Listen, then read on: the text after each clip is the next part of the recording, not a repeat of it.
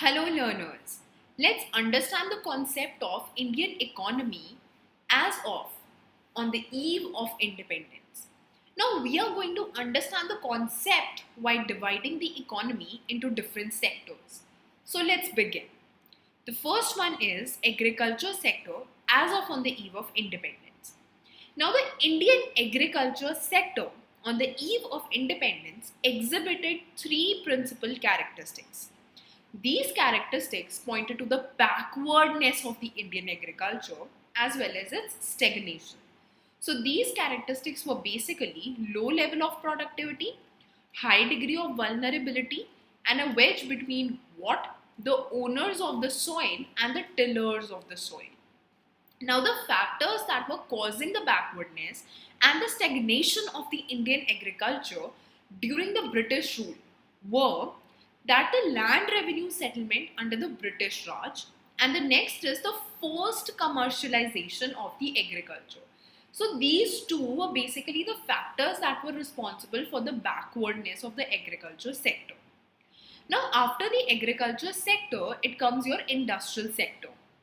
The systematic deindustrialization, this is one of the most important line, is basically the term that describes the status of industrial sector during the British rule. And it implies two things. What? The decay of world famous traditional handicraft industry owing to the discriminatory policies of the British government. And the second is the bleak growth of modern industry due to the lack of investment opportunities. Now, the twofold motive behind the system, that is industrialization during the British rule in India, were basically to exploit the India's wealth of raw material and primary products, and it was required to fulfill the emerging needs of industrial input in the wake of industrial revolution in Britain.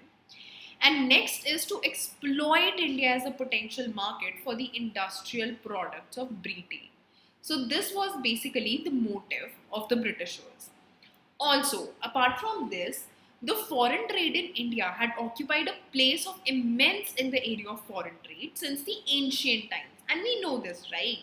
But the British rule in India ended it. So now we are going to study about the drain of India's wealth. Now, huge administrative expenses were incurred by the British government to manage their colonial rule in India. So this was one reason of the drain of India's wealth. And the other was that the huge expenses were incurred by the British government for what? To fight wars in pursuit of their policy of imperialism. So these two were basically the main reasons as to why there was drain of India's wealth by the Britishers. Next, we are going to study about the demographic conditions. So the demographic conditions during the British rule exhibited what? It exhibited all features of the stagnant and backward economy. Both, that is your birth rate and the death rate, were very high. That is nearly 48 and 40 per thousand respectively. Next, we move on to the occupational structure. So in the occupational structure, we will see that the greater dependence on agriculture as suggested by the occupational structure on the eve of independence implied what? Lesser availability of land per head for the farming population. And accordingly, the agriculture was taken largely as a means of subsistence and less as the occupation for profit. Why? Because land per head was very, very less. Therefore, it was only seen to sustain the person, not to make profit. And this is what the occupational structure at that point of time basically was. Next, we are going to study about infrastructure. Now, the infrastructure refers to the elements of economic change as well as elements of social change which serve as a foundation for growth and development of a country. So the development of infrastructure is a precondition to the economic and social development of a country. And economy of a country includes what? It includes, the production, the distribution, economic activities that relate to people, and determines the standard of living.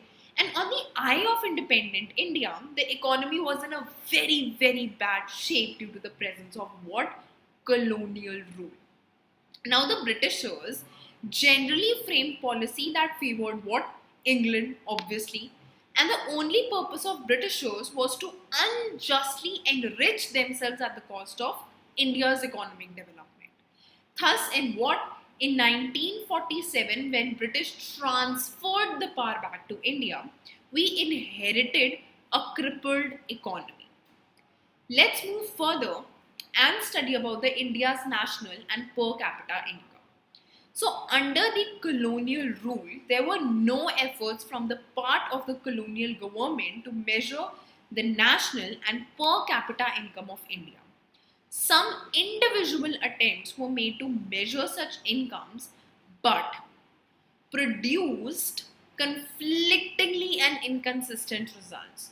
Now, the contribution of whom V.K.R.V. Rao and Dadabhai Naroji are considered very, very significant in the context of India's national and per capita income calculations.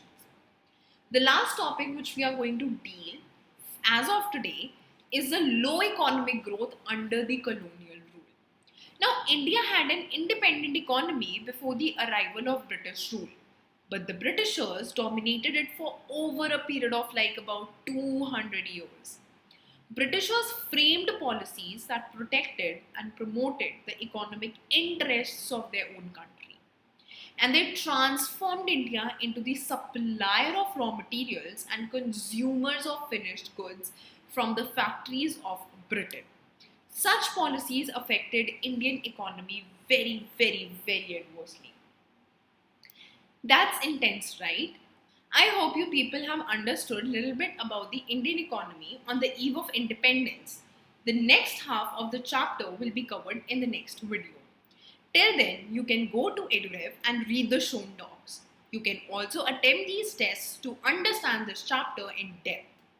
Also find more amazing content of other subjects like accountancy and business studies. Thank you very much.